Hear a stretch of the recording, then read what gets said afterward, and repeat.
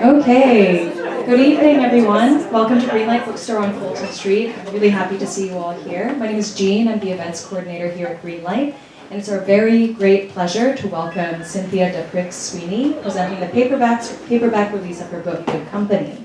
She will be talking with Rumaan Alam, one of our favorites, so you're in for an excellent evening.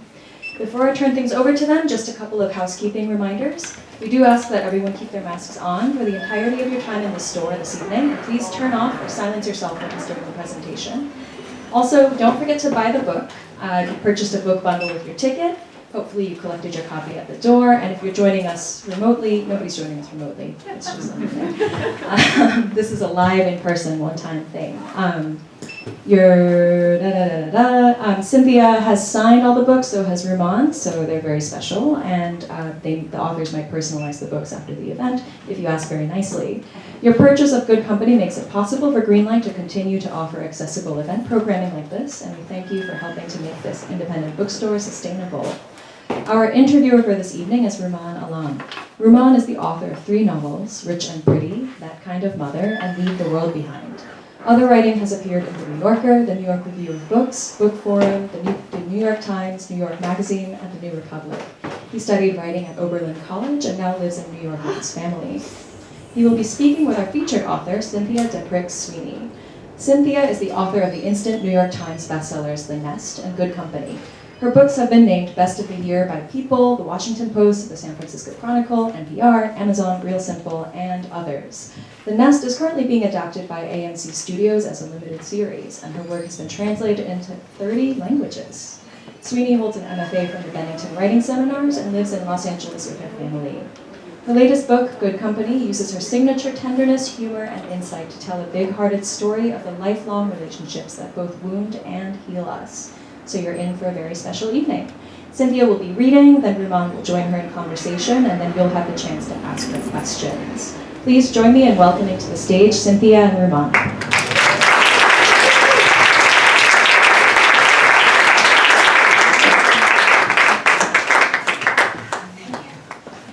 Thank you, everyone. I just had to run in the back and find my book and my glasses. So I'm a little winded. Had a couple of drinks. Thank you all so much for coming. It's very exciting for me to be here back at Greenlight, where my first book launched, and that was a huge night. And it's just really exciting to be out on book tour, talking to people, and talking about writing and talking about books. And excuse me, I'm very grateful. So I'm just going to read a little bit from the beginning of the book. I don't really think there's much you need to know if you haven't read the book. It's about 2 married couples who have been friends for a long time, and one of the women is looking for a photograph from a summer where they were all used to go to a upstate theater company, and she wants the picture for her daughter Ruby, who's graduating from high school, in sort of the present day of the book. And while she's looking for the photograph, she finds an old wedding ring of her husband's that he supposedly lost in a pond that very summer. So that opens up a lot of complications for all couples involved. The ring sat on the kitchen table like a piece of kryptonite, and Flora stared. How had she not sensed it under her roof for all those years? How had she not felt its heat, smelled its stench of broken vow, because why else would Julian have hidden it? When Flora was a young girl, she used to try to fix moments in her memory. The notion that years of her life would pass and she would only remember snippets, seconds of the whole, distressed her. She came up with a plan, and at various times, walking home from school or out with friends or just sitting at her desk, she would think, this, remember this. It's 1978, 1981, 1993, and this happened. Walking down Bay Ridge's 3rd Avenue, glistening with Christmas lights, sitting under a tree in Fort Hamilton Park in the shadow of the Verrazano Bridge. Sunday dinner at a table filled with platters of spaghetti and eggplant parmesan and stuffed artichokes. Her plan worked in a fashion, except she lost the specifics of the moment. The smells, the sounds, the people, her mood. She was left with a fistful of memories containing her fierce desire to will a memory. But this moment was when she knew was going to stick. How to make sense of the object in her hand. She wanted coffee. How odd she never drank coffee after her one allotted cup. While she got the grounds from the refrigerator and started scooping them into a filter, she realized what she was doing. She was conjuring her mother and her aunts, her protectors, all dead now. The surest way to get the attention of the Mancini sisters was coffee in any of its stages, percolating, freshly brewed, stale and burnt, reheated in a microwave. The life cycle of a pot of coffee was the smell of her mother's apartment. She didn't know how they did it, those women. They lived on coffee and cigarettes, and cooked food all day they barely touched. They ate 2 forkfuls of pasta. They munched on a crispy corner of breaded veal while standing at the stove poking at the cutlets. They ate half a cannoli, the heel of a loaf of bread dunked in a pot of tomato sauce. They picked. But their appetite for coffee and cigarettes was bottomless. She wanted to feel them around her now. Now that what? Excuse me. If someone had put the photo from Stoneham in front of Flora and said, "Quick, what do you remember about that summer?" Julian's lost wedding ring might not have made the list.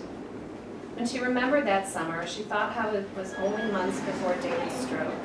And though they couldn't know it at the time, it would be the last summer Margot would perform at Stoneham. She remembered it was the summer Ben insisted they stage the Crucible, in spite of everyone's moaning and groaning that they weren't high school sophomores anymore, because, he insisted, it was the perfect allegory for Guantanamo Bay. Flora remembered that it was the summer of the 17-year cicadas clinging to the tree trunks with their vulgar, transparent wings and creepy red eyes. They terrified her.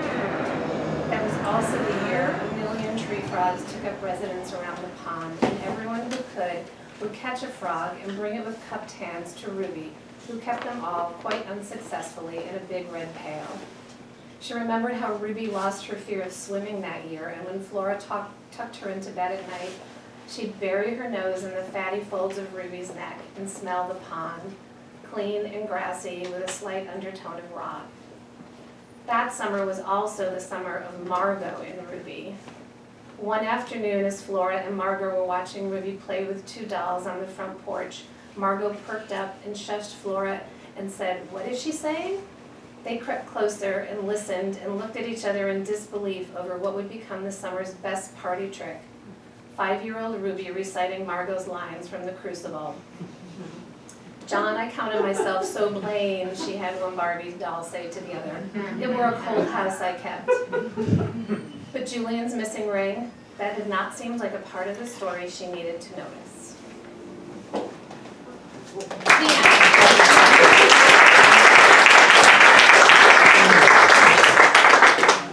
I mean, that's not really the end at all, but, you know. Can you?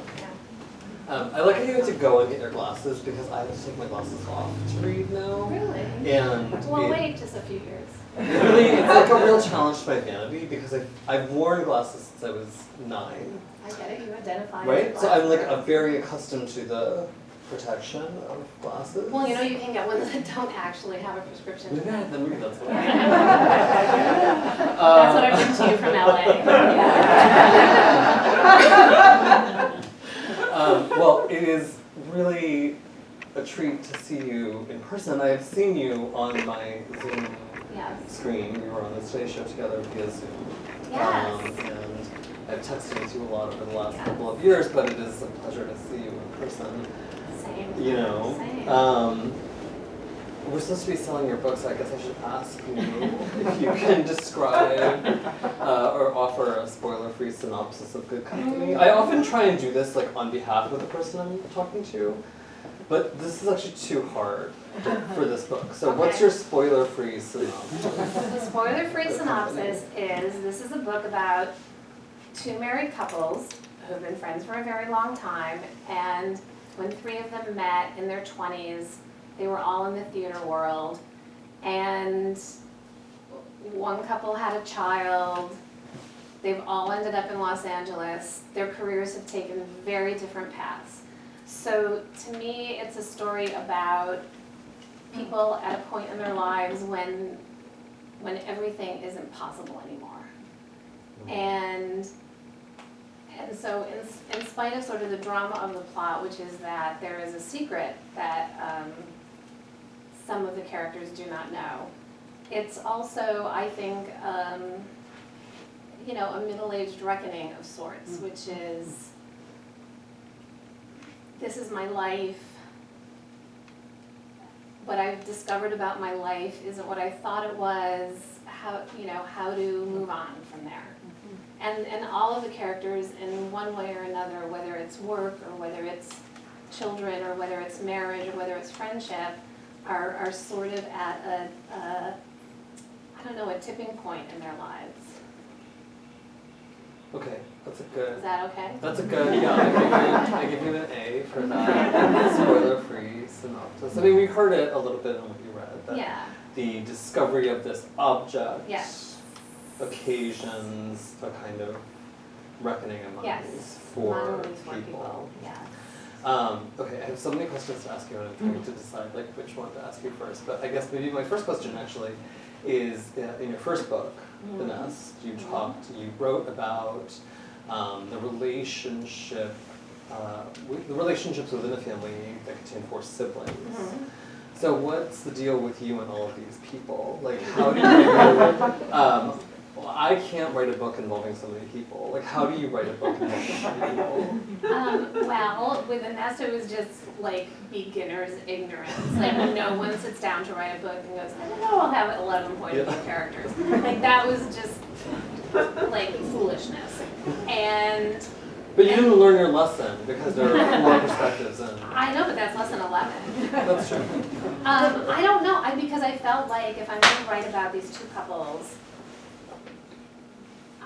I think it just goes to my fundamental belief about life, which is that every story has many sides, and that it's more interesting to move around and among all of these people and see the same events from whatever context they're in at that moment. That's just interesting to me as a reader, and it's also more fun as a writer. Like, I love, if I'm having a bad day and I just can't figure out what's going to happen next, or I'm frustrated with someone, I can just like move to another person. So part of it is just attention span, to be quite honest. But I did feel like with this book, I really, really wanted to stick with a smaller group of characters for much longer. And that was just a way that I wanted to challenge myself and sort of keep myself, I'm always asking just how I can keep myself interested as I write a book.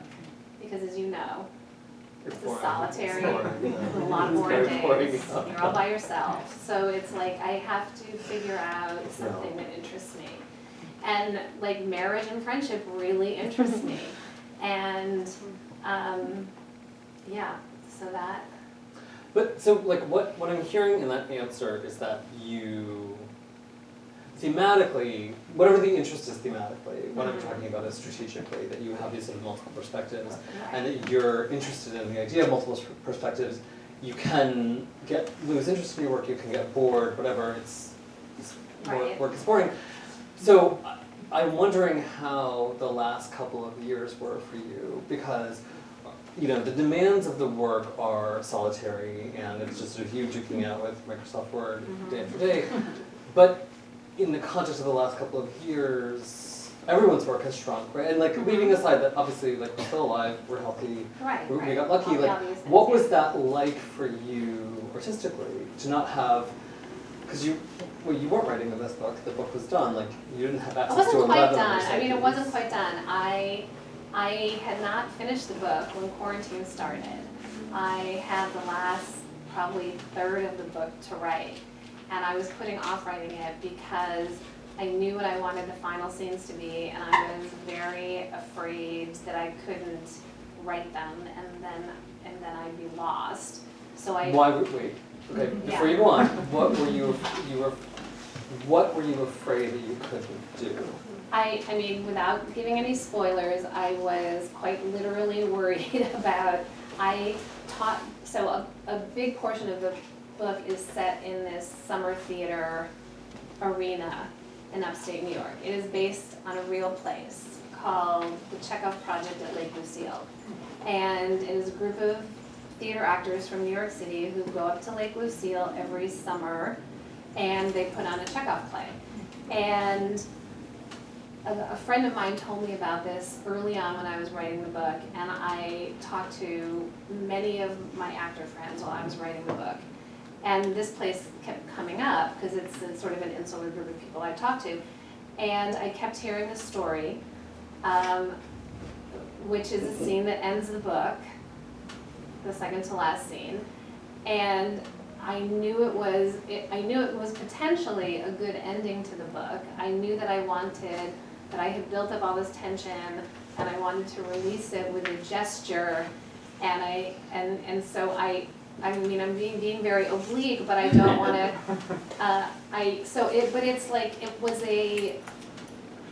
like it was going to be a very difficult scene to write. It's a play, these people are outdoors, they're in the woods, I just didn't even know, it felt like there were so many moving parts and the stakes were so high that I just avoided writing it. And I mean, then the book was due, and then we went into quarantine, and we were like, well, what's my excuse? Jigsaw puzzles? But as it turns out, worrying about a scene from 2 to 4 a.m. for a year and a half means that you will end up writing it very quickly when you finally do make yourself sit down and write it. So so I finished it in the summer of 2020. Okay. And that was actually, those were like the early days when we were like, oh, well, when everything's over next week, it'll be great. And and then the rest of, from then, and the book came out last year, and you understand what it's like to have a book come out during COVID, not fun.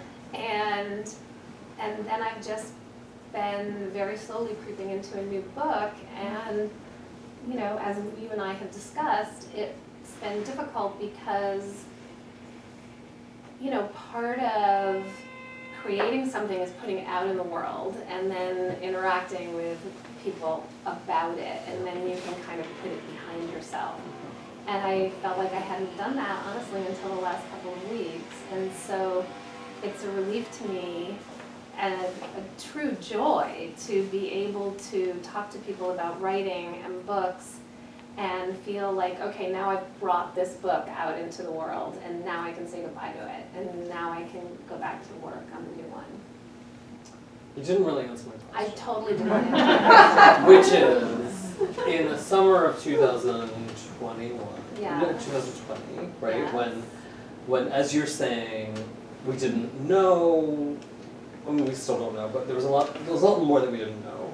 Was it a comfort to you to, in a moment when you couldn't see your own sons, you couldn't be in the mix of people, to spend your time with these imagined people? Yes and no. At that point, they felt like family who'd come to stay for a little too long. And so I don't know what your experience is when you finish a book. I've gotten this question a few times in the past couple of weeks and before, but people want to know what happened after the end of the book. Yeah. And no, you've gotten that question. Yeah. And do you know? No. And I'm completely uninterested. These people are sitting down at the end of the book, and I don't know what they do when they stand up. I'm like, that's it. I'm done. Goodbye. It was, in those early months of quarantine, it was absolutely wonderful to have this thing that I was immersed in and that I had to finish. And I sort of, moved into our dining room and used that at that was my staging, all the chapters on the table and on the floor. And that was it was really great that I had that to do, because otherwise I would have had to learn how to bake earlier Right. than I did. You'd have had to make sourdough bread. Yeah. Right? That's very good. Yeah, to have a task. But I wonder whether you're, like as I said, so this is a book that is principally concerned with relationships among four people, but there are more than those four people. Like when I think of you across the two books you've published, I think of like these sort of big casts and your interest in like these dynamics between lots of people. And so I imagine that that's what you must be like as a person. And I know you a little bit as a person, so like I imagine you as like a hostess who's like excited about talking to different kinds of people and like, you know, getting involved in different people's lives or having some relationship, however tangential to others. We don't know, it's too soon I think to know really what the art that's going to emerge from the weird void of the last couple of years, but I wonder if you feel like that had an effect on you and how you think of your fiction. It's a really good question, which is why I've been avoiding it. I mean, I think in the only immediate way I can think of is I don't want to write about the present time right now. And I've had a really interesting conversation with a group of writers recently about backstory in books. And this book has more backstory than I will ever write again because it was very difficult to balance that with the current story and make it feel like it was essential and all of that stuff. And one of the writers I was talking to was saying, I don't want to read backstory anymore, and I don't want to write it. Like, what is the point of it? And it was kind of in the context of just like things we were reading about the theory of the novel, and this sounds so nerdy, and it is actually incredibly nerdy. Were you talking about Pearl Sagal's essay about? No, okay, so here's what happened. Stage space. Maria Semple loves to get writers together to talk about things, and she started this student group about the theory of the novel. And so the nerdiest thing I've ever it is so freaking nerdy, I cannot even tell you. And it started with Aristotle's Poetics, and we moved on, and then I had to drop out because I was going on a book tour.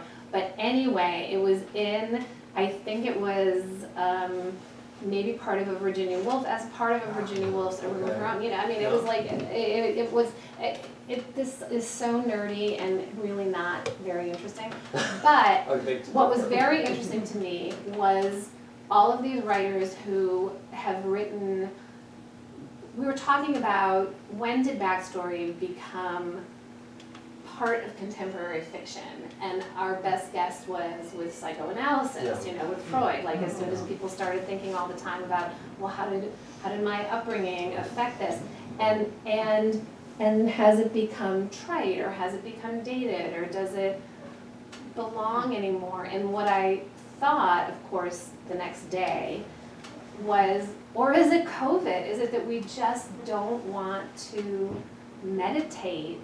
We have such a desire for forward momentum that backstory feels superfluous or dated or just boring. And I have been thinking about that. I've been thinking about that a lot. And as I go into this new book, I've actually been thinking, when do you need backstory? Is it just a tick? Like, is it something that we all sort of feel like, oh, I took those cookies out of the oven and it reminded me of when my mother, and you know, and I mean, almost like the passage I just read, and some stories require it, but not all stories require it. So I think I've been thinking about that a lot, about time, and about our sense of lost time, and our desire to move forward, to have some sort of momentum in our lives that we haven't had. And then in terms of the social part of it, I think most writers I know were uniquely suited to quarantine. And so I did miss people, but I was surprised by how little I missed the having people into my home aspect of it, and how ambivalent I feel about starting it up again. I don't know. I had a party 2 weeks ago. You did, so you're I don't know. talking And it was no, great. that's It was interesting. great. Like, it's interesting to hear you talk about like the effect on like sort of like the principle underlying storytelling itself. Like, Right. that's really Right. fascinating, and it does feel unresolvable at this moment Yeah. in time, right? Like it's like hard to say. And also like every story requires certain Yep. things. And different things, right? Yes, Yeah. because I was talking to friends about this new book I'm working on, and I said I don't want to do rotating point of view, and they were like, how are you going to write that book without rotating point of Yeah. view? So I do think I'm just drawn to stories that are about people seeing things in their own way, and either being oblivious or not finding out until it's causes trouble what other people are thinking and doing. Drama. Interesting. Yeah. Drama. Human drama. Yeah. Human drama. Yeah. I forgot to say that I was going to leave time for everyone in the room to ask questions, so feel free to think of your questions and I will give you a signal when it is time. But one of the questions that had just occurred to me, I'm so curious to know, is that this is your second book, and I'm wondering how the experience of writing the second book, leaving aside the fact of COVID, what was different from writing the first book? Like everything. I did not. I mean, I started that book at the end of an MFA program. The first book. The first book. I had someone sort of holding my hand during those first 100 pages. I never thought anyone would read it. I didn't think about. I just entertained myself. And then when I spent like a year promoting that book, and then when you sit down to write the second book, which I learned one day when I Googled how do you write a second, I came across an article with like Jeffrey Eugenides and Donna Tartt, but Jeffrey Eugenides was like, and they all took 10 years to write their second book. So, I mean, it was actually a good Google. And yeah, it's really good. And I just think Jeffrey Eugenides was like, you have a sense of yourself as an author, which you never had before. Like this is, like people are paying attention, which I just think there's a freedom to that first book that you'll never ever have again, which is no one's paying attention, no one knows you're doing it. I barely told anyone I was writing a book. And then everyone's like, what are you working on? What are you working on? What are you working on? And then also that weird experience when you go out on book tour and you're talking about a book you finished writing probably 2 years ago, and at least for me, I have a hard time writing during that time period. So you're talking, I'm trying to talk with authority about being a writer, and I'd written one book and I wasn't writing, and I felt, like imposter syndrome times 1,000. I felt so anxious about what that experience was going to be. So it took me a long time I second guessed myself all the time when I started the second book. And it took me a long time to kind of settle in with the book until there was a moment when it was just me and the book. For a long time, there were a lot of people in my office looking over my shoulder. And then with time, that just goes away. And then it got better, but it was much harder. It was much harder. And do you feel like you learned something about, I mean, I can understand why it would be harder for the reasons you're describing, that there's a sense of attention that wasn't prevalent on the first book, which was just a leap of faith, but do you think you learned something about how you conjure a person or a scenario? In the first book or the second? Between the first and the second book. I think I learned most of what I learned writing Good Company, because what I also learned during my Google, Don DeLillo said, the first book is like a gift, comes to you like a gift, and the second book is when you learn how to be a writer. And I mean, that's a little too trite, but I think that the work of the second book was more structural, figuring out how to, I had to work harder to tell the story because it's a smaller story, and the nest was sort of like, the setup was very, like, I put all these balls in motion, and there were so many of them. I had to spend the rest of the book just figuring out how to land them. And this one was just a little more ruminative, and it was just harder. I think what I learned, I hope what I learned that will be a little easier. Well, here's a very specific thing I learned. Yes, I demand you tell me. Yeah, I tend to be sloppy at the beginning and just not even name characters or think about what they look like, and I'll give them placeholder names, like everyone's Sarah, and I don't think that's useful. I don't think that's helpful. I don't think it's building a strong foundation. So what I'm trying to do with this new book, instead of just diving into the writing and figuring everything out as I write, is think about like who these people are, to sort of have a more fulsome character before I start writing.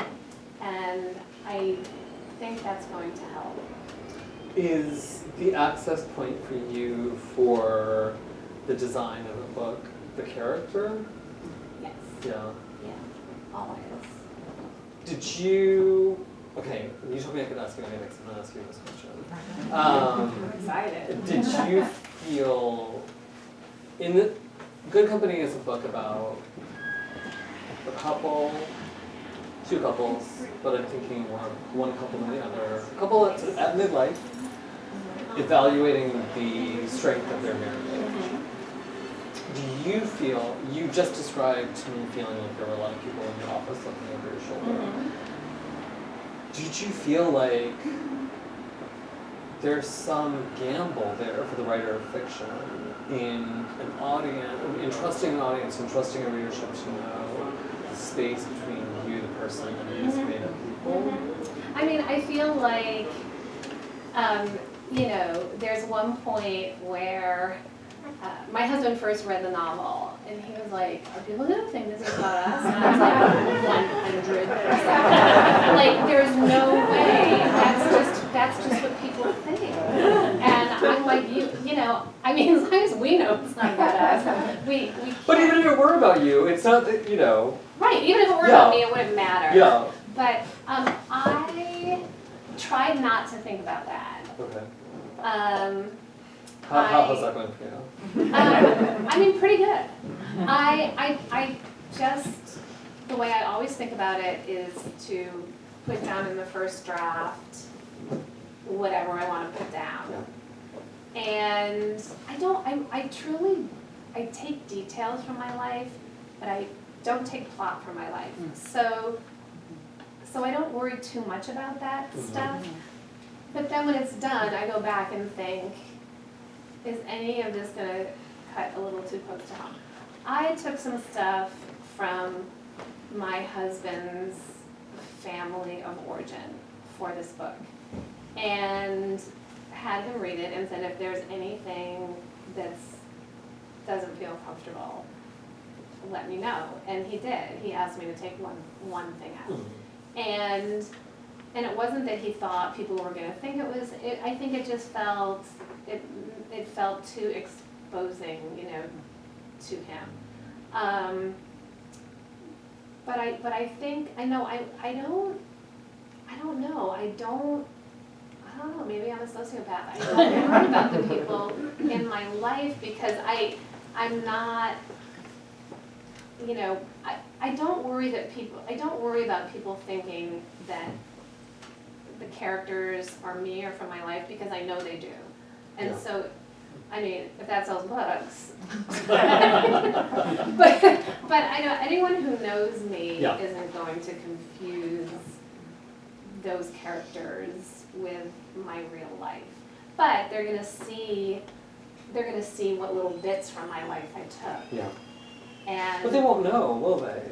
right? Like they don't know, like No. that you're deploying I your could be imagination. lying right now. Right.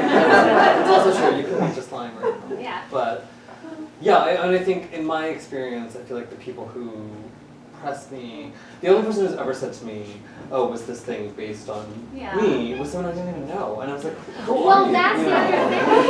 I mean, I will say that the writer Jill McCorkle, who taught at my graduate program, gave this lecture that really impacted me, where she said, among many other incredibly valuable things, people who you write about are not going to see themselves, and people who you never in a million years thought of are going to see themselves in that book, and that has absolutely been my experience.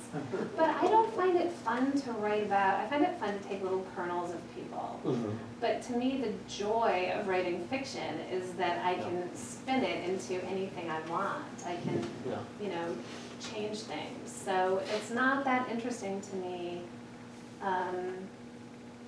It's not that interesting. My life isn't that interesting, I'm happy to say. So, for a writer of fiction, as you are, this book Thank you. has like a lot of affection for an interest in the theater, and I think people have probably read the book, but like as you there's a theater troupe, and there are 3/4 of the principal characters are actors, but I wonder if you could talk a little bit about what your relationship is to the theater as a medium, and why you wrote this book about actors instead of writers. I mean, well, I love the theater, and I have loved it since I was a kid. And when I first envisioned these people, I knew that I wanted to write about, you know, my husband's a television writer. I've been around actors and performers for many, many years. I've seen some people become very famous. I wanted to write about, I've seen far more people just sort of keep it going. And especially once we moved to Los Angeles. And I think that I was so impacted in really a profound way, meaning that it made me think about finally writing fiction, to see these people who live in a world where they're being, like, the answer is always no. There's so much rejection, and they just go back and back and back and back for it. And it, like, I could never do it in a million years. And it inspired me to feel like it's worth trying that thing that you really love, even though you might fail. Failure is not catastrophe. It's disappointing, but it's not like going to be the end of your life.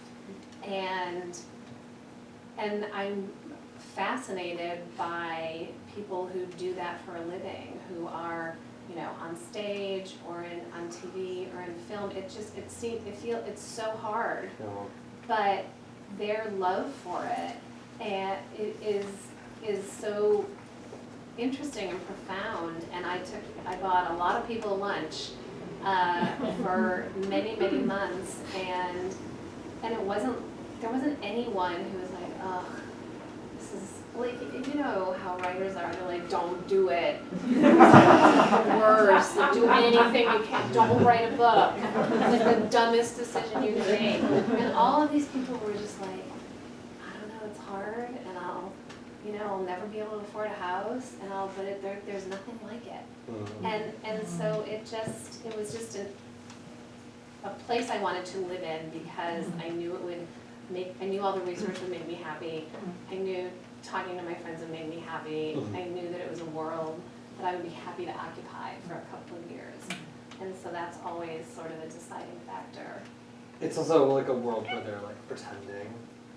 Yeah. Right? And it's, you know, there's so much of the magic of wishful thinking that pertains in this book.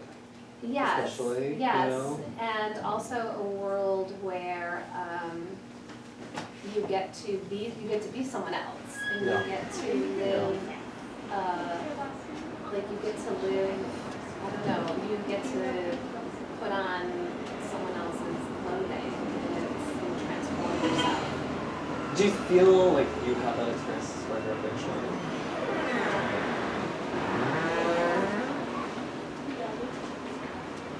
No. I feel like the most transformative experiences I have while I'm writing are when I write a good sentence. But I don't, and when the whole thing starts, or like I write a good scene or something, but I don't know. I don't feel like it's not like acting for me. I do know writers who say like they talk out dialogue and they act it out, and I just feel dumb when I do that. So. Do you feel that way? I mean, I talk out loud to myself. No, but I mean, do you feel like you inhabit, like, do you sort of lose yourself in? Yeah, I mean, that makes you sound crazy too. No, it doesn't. But No. yeah, I do a little Yeah. bit. Because the people you've made up start to do their own, they start to do their own thing. Yes, And then you're like, yes. well, who is doing this thing? You know, it's not me, but it's not me, because obviously I wrote this. Yeah, that doesn't happen to me often enough. Yeah, it's hard to come by. It's Yeah. hard to come by. But it's not like, I mean, I don't know. I don't know if live performance, or I don't know if live performance feels that way, or cinematic performance for that matter. Like, Right. if in that moment an actor of a certain stature or in a certain place in their career feels like they truly are, Well, you know. I think the interesting thing that I garnered from all those conversations is, much like a writer, they just fall back on craft Yeah. and technique. Yeah. So it is sort of mechanical in a way. Right, like you said, the high is in a good sentence, in a well-turned sentence. Right. Or like when you know that a scene feels the way it ought to, like you Right. spent a year and a half avoiding writing the concluding penultimate scene of this book. Right. And then when you did it, you were like, oh yeah, this is how it should feel. Right. And there's Right. a particular satisfaction. Right, so in that. there is, there are definitely days where you're chasing that high Yeah. and then you get it, and that's great. But I don't, or maybe I felt a little way that more with the nest. I don't know. I don't know. For me, there's no feedback because it's just Right, you know, I mean, I think humor, that's you the know. hard thing. Like sometimes you're just like, oh, that was like such a good day, and then you're like, was that a good day? Yep.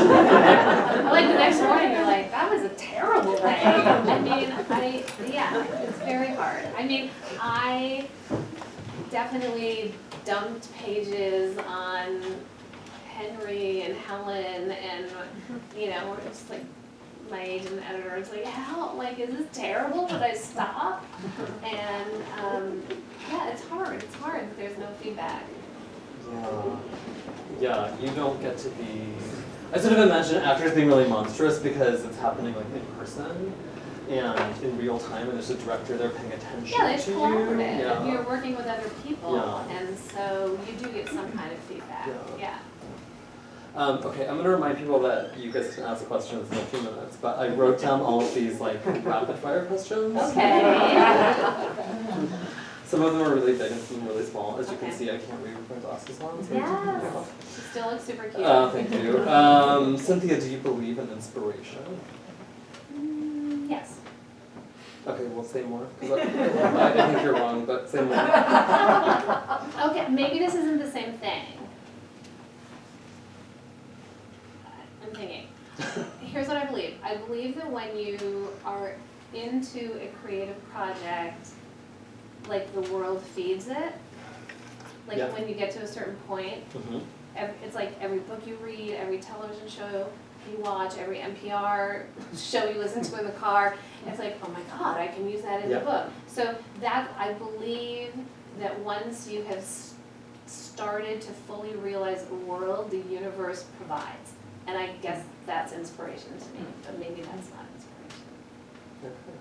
I like that answer. Okay, good. But I will just say, as a side note to that, there's a story called Signs and Symbols Yes, by Nabokov yes. about something called referential mania, believing that everything is a symbol about what you're doing. Am I a sociopath? Well, I think that you have to be to write a novel. That's the breaking news of tonight. Cynthia, do you steal from other people's lives? You already answered this. You do. Yeah, I totally do. Oh my God, yes. Do they know? Yes.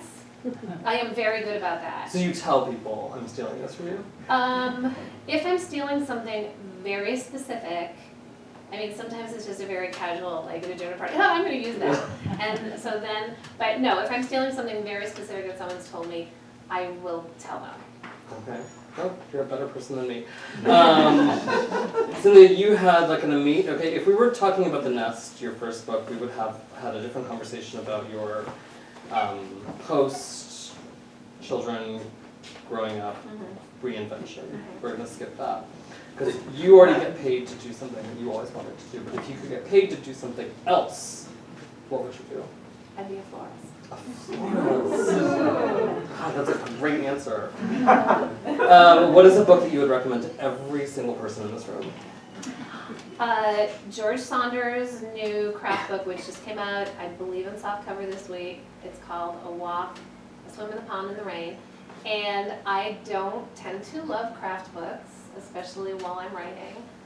But this is really a book about reading, and it's a book about close reading, and he takes you through a handful of Russian short stories, and then in his very engaging, accessible fashion, breaks down what the authors are doing, and it's Chekhov and Tolstoy and Gogol and Turgenev, and it's so enjoyable that I have put off finishing it. God, that's a surprising answer to me. I feel like writers don't often like craft books. I don't often, so I was surprised as well. Very pleasantly surprised. All right, well, maybe I'll buy it. I also really love crying in H. Mark. That's a different kind of different. When you are writing a novel, do you read? Yes. Like, probably more than I read when I'm not writing a novel. Do you listen to music when you write? I do, but it can't have any words. No words? No, I can't have lyrics. If there's lyrics, it distracts me. Because you steal from other people. What describe your ideal workday? Okay. I wake up, I have coffee, I do the New York Times spelling bee. I turn on Freedom, and I get to work, and I always try and write first thing in the morning, and so like I have a good writing day, and then I move to reading or research, and I'm having such a good day that I'm constantly going back to the manuscript and adding to it. And then I'm done by 3 p.m. That's my ideal workday. Oh, 3 p.m. I get up very early. That's very civilized. No, that's Yeah. I mean, but I just run out of steam. I'm not. yeah, I'm it's like diminishing a returns. hardcore morning person. Yeah. So by 3 o'clock, I'm usually I don't have any juice left. This is a different question than the question I asked you before, but what is the book that you wish you had written?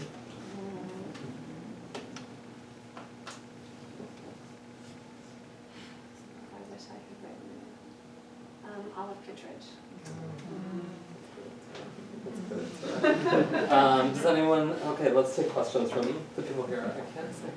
Yes, go ahead. So I was really taken by what you're saying about backstory, because I never thought of backstory in terms of writing or in a novel. And I understand what you're saying, but I also think of it in terms of like actors coming to a role with this whole thing in their back in the back of their, and I'm wondering if that's if you say like, I'm not writing backstory anymore, does that mean, but do you still come to the character in your mind with a backstory? Yeah, I mean, I think there's, first of all, I'm not saying I'm not writing backstory anymore. But let's all read Maria Semple's next book with a very careful eye to that. But I think that in getting to know your characters, you write a lot of stuff that never ends up in the book. You think it's going to end up in the book, but then it ends up going away. I mean, Helen cut a lot of backstory out of Good Company, and she was very smart to do so, because as you start pruning a book, its shape becomes clearer, and the other stuff rises up. So yeah, I think, but I'm not someone who does like writing exercises about characters. Like I find that excruciating. So, but you do have to kind of know a little bit. You have to kind of, but I don't know. Now I'm wondering, do you? Like, what would it be like to just Like, live hi, with nice to people meet in the you. present, kind of as life unfolds, and not have that knowledge. I'm curious. If you have like an intense encounter with somebody who you don't know, Right. like let's say like you have a waiter who's really mean to you, and is like having, for whatever reason, is having some kind of day and is really rude to you, and you have like a really intense experience. You may not have access to like what it is that caused his bad day. He could just be a jerk, Right. or his mother could be dead. Like you just don't know. Well, I mean, right? even, you know, from the George Saunders book, when you're reading The Russians, I mean, it's just people in a moment having an experience, and nothing's explained. No. You know, it's American just leaders don't impact. like that though. No, they don't. No, we're gonna have to move. Yeah. To 19th century Russia.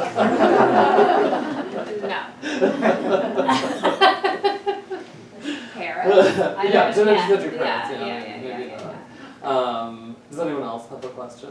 That's a good question though about backstory, because it is like that thing of like that sort of cliche that a certain kind of actor is like, oh, I know that the character has this thing in her purse or whatever. Right. You know, and there is all that detritus that a good editor will be like, oh, you should just get rid of all this shit. Nobody cares about it. I would just add something about backstory, which is the Faulkner quote that the past isn't dead, it isn't even the past, in the sense that your characters are who they are. Right. And so whether you write it or not, the backstory is there. It's the iceberg under the water. Right. The tip you see. Right. But that, Hemingway always like pruned away, but he felt like Right. Well, that's, I mean, and he's a career a writing workshop, and you read Hills Like White Elephants, and it's all, you don't need to know anything else about those people. Right. It's all, I mean, that's why it's such a classic, often taught short story. But it is also, I mean, I don't ever think about this. I don't ever think about what kind of books people want to read right now. I just, I feel like darkness lies in that path. So I just think about how I want to write a story. But I mean, it's just very interesting to, I mean, I do just feel like psychoanalysis has made us all think about, well, the reason he's like that is because of his mother, and so, and it's true, but does it necessary, I guess? maybe you don't have to explain it. Right, It's there. or even put it there, yeah, subtext is text or whatever, yeah. That's my next book, subtext.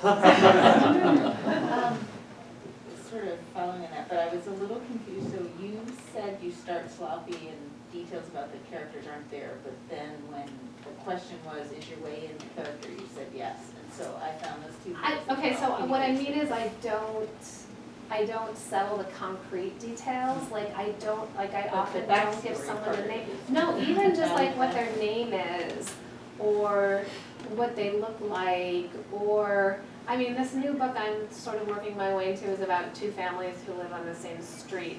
And I feel like before I really, really get into the writing, I mean, I could discover them through the writing, but I feel like that's a harder, longer way in. Even if I just figure out I will get halfway through a book and think, does any of the time work here? Could any of these people be doing these things? What years, how old are they? Save yourself some trouble. Just write it down. Yeah, Just say, she was born. You have to make everybody born in January because it's very easy to do the math. It's very hard. That's a really If good someone is tip. born in the middle of the year, you're like, what the fuck? How the Yes, fuck old are yes, they? 18 or 19, they were 18 and a half. Everyone is born in Were they January. senior in high school or It's- freshman in it's college? so confusing. Yes, So- what state do they live in? Yeah. So they go to first grade Exactly. in September? You know what it is? Who was the president? I always want, it's like, who was the president when they were born? That to me Yeah. clarifies a lot Yeah. about a person's biography.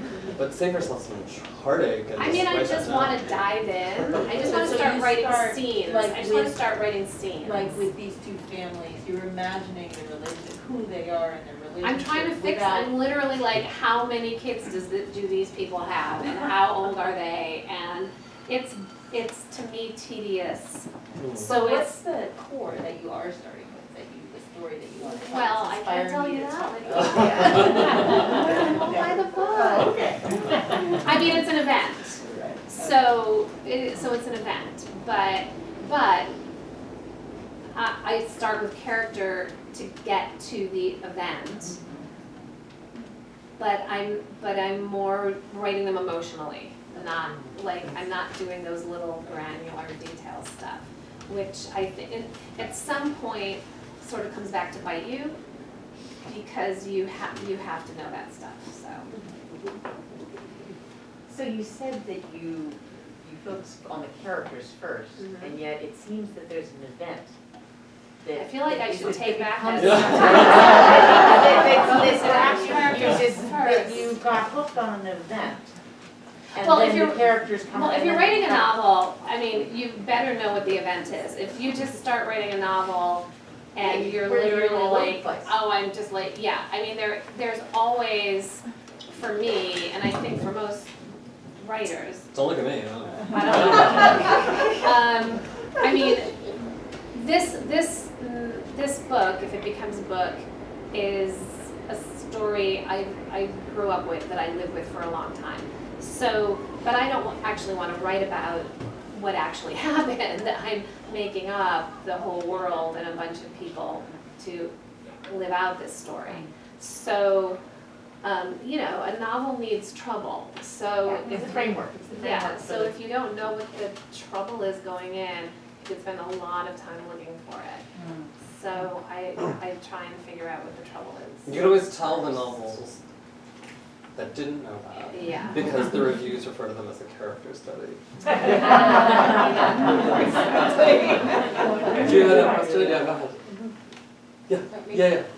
You spoke a little bit about your process and the question you had about writing your first book to your second book. What was the revision process like in your first book compared to your second book? Those were pretty much the same. Once I have a draft, I give it, I have a couple of friends who I really trust. One of them might be sitting right here. And I give it to my agent first, and then, you know, you get notes, and I try and fix as many things as I can, and then it goes to my editor, and then sort of a process starts where it's a conversation. If you have a good editor, like I do, it's a conversation. And then it's just, I mean, it's probably some months of revising, but that's the fun part for me. That's when I'm really having fun. That's when I really love it. Because you know who the people are and you know who the characters are. And like I said, you can start like cutting stuff, and then you see motifs that you weren't even aware were there, and you maybe bump them up a little bit, or I mean that tends to be it. So when you said you finished the book, does that mean you finished writing the first draft? Or does that mean when you say you finished that whole thing that you just described? Well, with Good Company it was a little different because my editor from The Nest left my publisher, and I was very lucky to acquire Helen. She acquired me, and so I was like maybe halfway, like I had a kind of messy, so Helen read that, and I, rather than writing through them to the end, which I think is the way you should do it, I decided to go back to the beginning, because I was writing that scene, to go back to the beginning and take Helen's notes. And then, but no, that means when I finish the first draft, it literally means I finished the first draft. And then I give it to some friends, and like I said, to my agent. And then it goes to Helen, and then there's a process that generally takes some weeks or months where Helen says, I think it's done. And then it gets typeset, and then it comes back to you like like nauseating number of times where you It's have like to. what I always say is it's a violation of the Geneva Conventions. The number of times you have to look at it. And you have to read it. If you don't read it, it's your fucking fault when No, it's a you problem have with to it. read it. And you have to read it, and you're like, God, what did I? You have to read it like 3 I wrote all times, this. and It that sucks. doesn't include copy Yeah, no, edits. it's awful. And then I always read it out loud at least twice, Same. which is you know, a very dark week in the house. Yeah, so. Are we done? Yeah. We have time for one. I have one more question Okay. because there was something I did not ask that I really wanted to ask, which is the Nest, your first book, is being adapted for television, and I wondered whether you could talk about how that feels to watch. You know, this sort of like you talked a little bit about the leap of faith that was the first book, and sort of like the private way that you wrote that book in the graduate program. If you could just talk about what it's like to work with another writer on it and just like watch it become this other thing. Well, the other writer happens to be sitting here this evening, and this is so it's in development right now at AMC as a series, and it's been so much fun because I don't have to write any of it, and Emily has to write all of it, and it's my friend Rowan Jones who is producing it and brought it to AMC. Comes from the theater world. He's someone who gave me a lot of things that are in good company, came from him, and then he continues to give gifts, and he knows Emily, and we brought her on to write the pilot, and it's, I think it's almost done. Not quite, but okay. She's revising the pilot, and I have no idea what happens, but it's been absolute blast for me. It's been a total joy, and Emily knows the book now better than I do, and has brought so much of herself to the story, and that has been thrilling. I have no interest in reliving that story ever again, but watching someone else take it and turn it into something, you know, for a different medium that's really beautiful and fun has just been really great. It's been really great. That's so nice. I can't wait to watch it. I'm sure. I think we'll see many miles to go. Well, Cynthia, it was such a pleasure to talk to you again in person after 2 years. Congratulations. The book is called Good Company.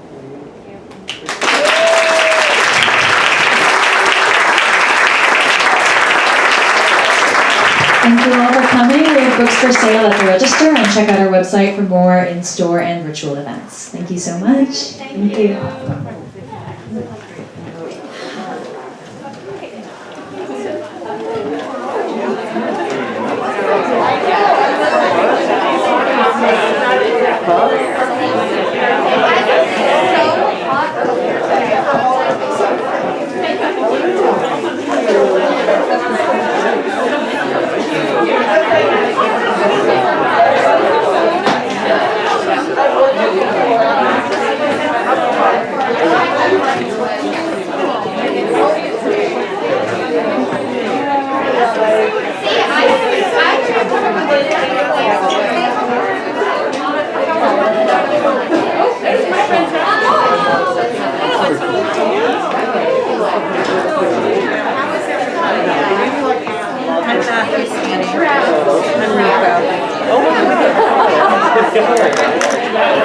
Margot.